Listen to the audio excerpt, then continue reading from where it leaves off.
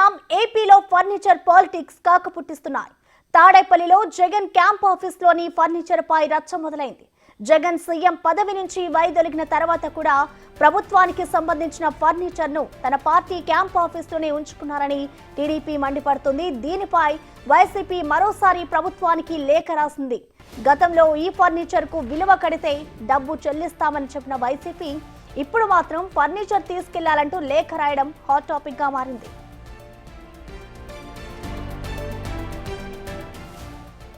Camp office లో కొత్త furniture వాడుకుంటామని, మిగిలింది స్వాధీనం చేసుకోవాలని లేళ్ల అప్పిరెడ్డి లేఖ రాశారు.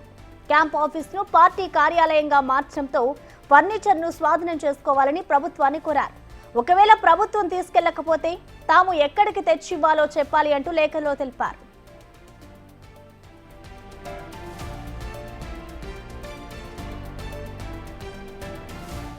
అయితే వైసీపీ లేఖపై ఘాటుగా స్పందించారు మంత్రి నారా లోకేష్. జగన్ ను ముఖ్యమంత్రి పదవి నుంచి జనం దింపేసినా సిగ్గు లేకుండా కుర్చీలు, టేబుళ్లు, సోఫాలు ఎత్తుకుపోయారంటూ ట్వీట్ చేశారు. జగన్ దాదా 40 మంది దొంగలు రాష్ట్రంపై పడి బందిపోట్లలా దోచేశారని లోకేష్ ఆరోపించారు. తన ముఠా సభ్యులతో ఫర్నిచర్ పై దొంగ ఉత్తరాలు రాయిస్తున్నాడని జగన్ పై లోకేష్ ఫైర్ అయ్యారు.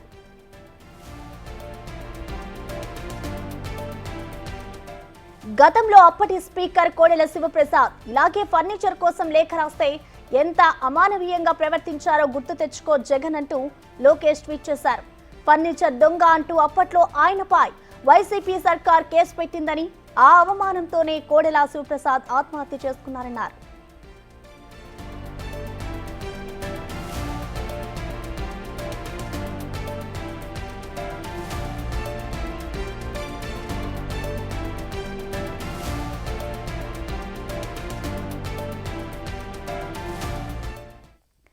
దీనికి సంబంధించిన కంప్లీట్ డీటెయిల్స్ ని మా అసోసియేట్ ఇన్పుడేటర్ గణేష్ లైవ్ తో అందిస్తారు. గణేష్, చెప్పండి, ఈ ఫర్నిచర్ వివాదానికి సంబంధించి గతంలోనే జగన్ లేఖ రాయడం జరిగింది. అప్పట్లో ఆయన ఏం చెప్పుకొచ్చారంటే డబ్బులు చెల్లిస్తాము అంటూ కూడా చెప్పుకొచ్చారు. ఇప్పుడు మీరు ఫర్నిచర్ ని తీసుకెళ్లిపోండి అంటూ కూడా మరొక లేఖను రాశారు. దీన్ని ఏ విధంగా చూడాలంటారు గణేష్? ఆంధ్రప్రదేశ్ రాష్ట్రంలో ఏదైతే ఫర్నిచర్కి సంబంధించిన ఇష్యూ ఏదో పొలిటికల్ హీట్ పుట్టిస్తోంది. అంటే ఈ ఫర్నిచర్ విషయానికి ప్రస్తావించే ముందు కోడెల శివప్రసాద్ సంబంధించిన ఆత్మహత్యకు సంబంధించిన మరణానికి సంబంధించిన విషయాన్ని ఖచ్చితంగా ప్రస్తావించి తీరాల్సిందే. ఎందుకంటే ఆ రోజున కోడెల శివప్రసాద్ 2019లోన సెప్టెంబర్ నెలలో ఆయన మరణం అనేది ఒక విషాదంగా కలిగింది. హైదరాబాద్లోనే ఆయన ఇంటిలోనే ఆయన ఆత్మహత్య చేసుకున్నారు. ఆ రోజు ఆత్మహత్య చేసుకోలేదనే అంశాన్ని కూడా అనేక చర్చలు జరిగినాయి. అంటే ముందుగా ఆయన ఇంటిలో ఉదయం పూట సెప్టెంబర్ నెలలో ఆయన ఆత్మహత్య యత్నానికి పాల్పడ్డారంటూ ఒక పెద్ద ప్రచారం జరిగింది. ఆ తర్వాత కాదు, ఆయన అనారోగ్యంతో ఉన్నారనేది వచ్చింది. అంటే కీలకంగా ఆయన ఆసుపత్రికి వెళ్ళిన తర్వాత కొద్దిసేపటికే ఆయన ఆత్మహత్య చేసుకున్నారనే విషయం బయటపడింది. ఆయన్ని బసవతారకం క్యాన్సర్ హాస్పిటల్కి తీసుకెళ్లిన తర్వాత హుటాహుటిన దగ్గరలో ఉంది కాబట్టి ఆసుపత్రికి తీసుకెళ్లిన తర్వాత ఆయన మరణించారని అప్పటికే డిక్లేర్ చేశారు.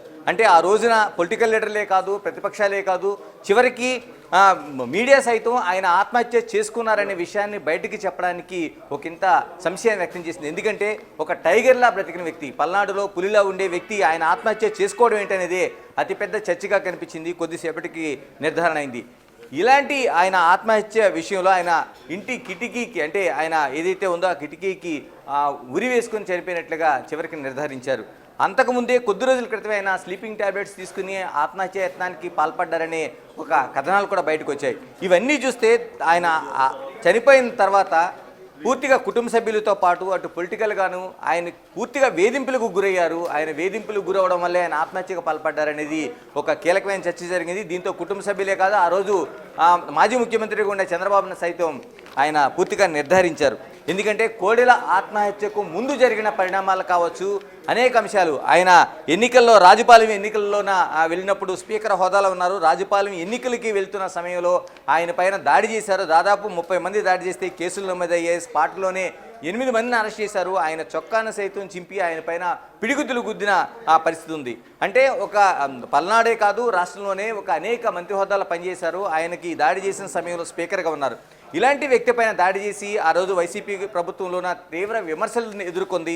ఆయన ఆ రోజు జరిగిన అవమానమే కాదు, ఆ తర్వాత జరిగిన అవమానం, ఆయన స్పీకర్గా ఉన్న సమయంలో ఆయన ఫర్నిచర్ ఏదైతే ఉందో ఆ స్పీకర్ ఛాంబర్లో దాన్ని ఆయన ఇంటికి తరలించారనే ఆరోపణలు ఏవైతే ఉన్నాయో దీనిపైన అనేక కేసులు నమోదయ్యాయి. కేసులు నమోదుతో పాటు సోషల్ మీడియాలోన అనేక అవమానకరమైన చర్చ జరిగింది. దీని అంతటినీ జీర్ణించుకోలేక ఆయన ఆత్మహత్య చేసుకున్నారనేది ఆ రోజు పెద్ద ఎత్తునే అందరూ దాన్ని తప్పుపట్టారు.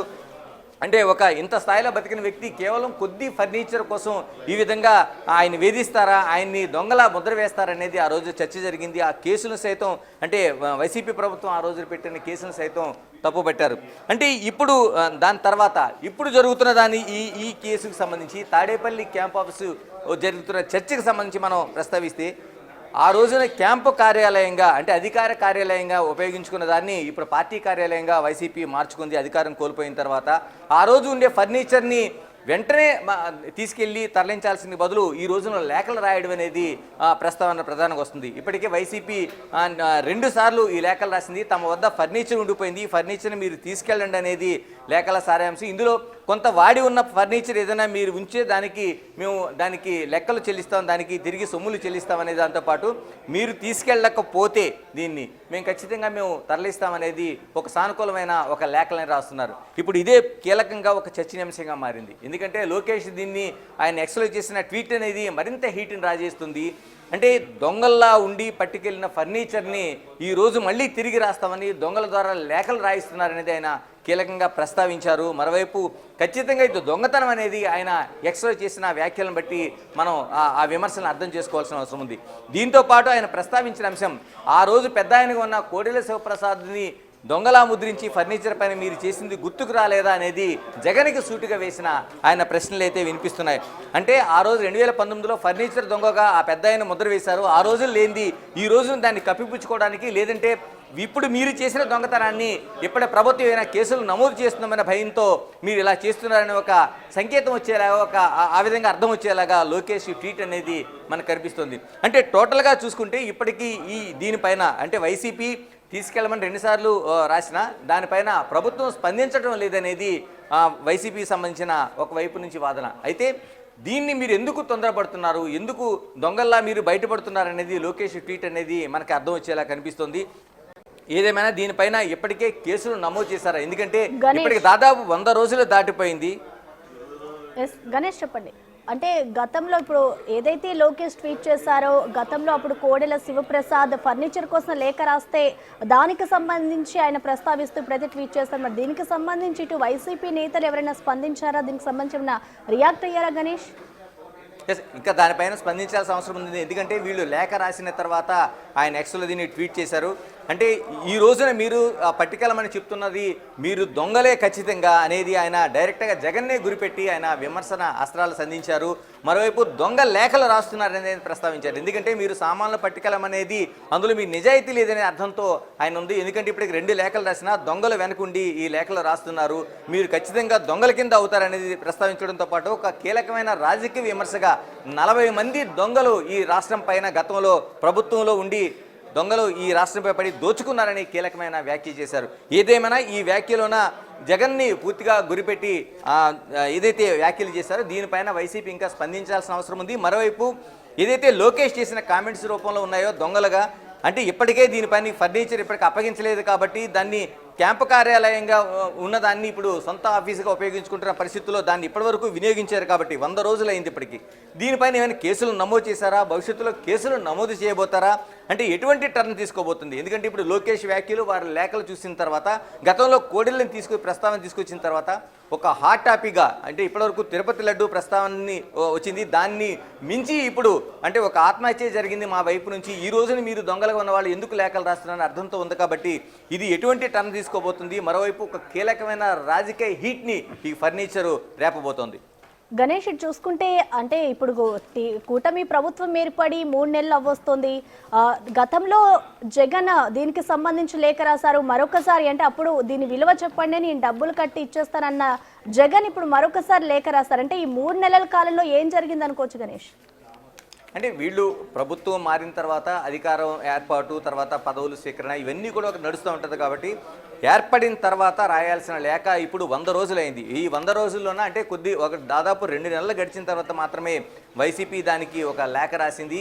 అంటే ఏదైతే గతంలో కోడెల్ని డ్యామేజ్ జరిగిందో, కోడెల్ని అవమానకరంగా అవమానించారో, మీడియాలో ప్రచారం చేశారో, ఆ తర్వాత ఆయన ఈ అవమాన భారం భరించలేక ఆత్మహత్యకు పాల్పడ్డారనే అతిపెద్ద ప్రచారం జరిగిందో, వీటన్నిటిని క్రోడీకరించి ముందస్తుగానే వైసీపీ ఈ లేఖను రాసినట్టుగా కనిపిస్తుంది.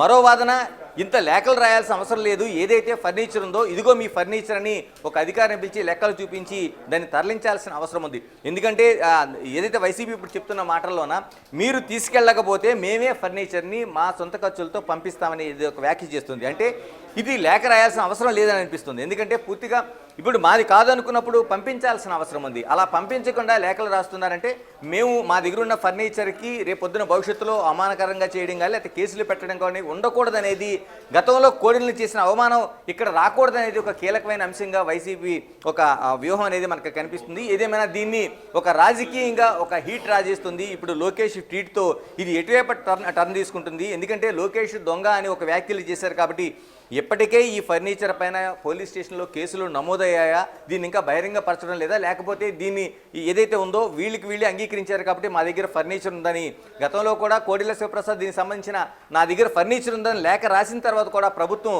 స్పందించలేదు, దాన్ని అవమానకరంగానే భావించింది. ఇప్పుడు అదే పరిస్థితుల్లో ఏదైనా కేసులు నమోదవుతాయా, ఈ కేసులు నమోదైతే ఏ విధంగా దీన్ని ప్రతివ్యూహాలు ఉంటాయి, ఎంతవరకు ఇది రాజకీయ హీట్ రాజేస్తుంది అనేది చూడాల్సిన అంశం. Right Ganesh, thank you.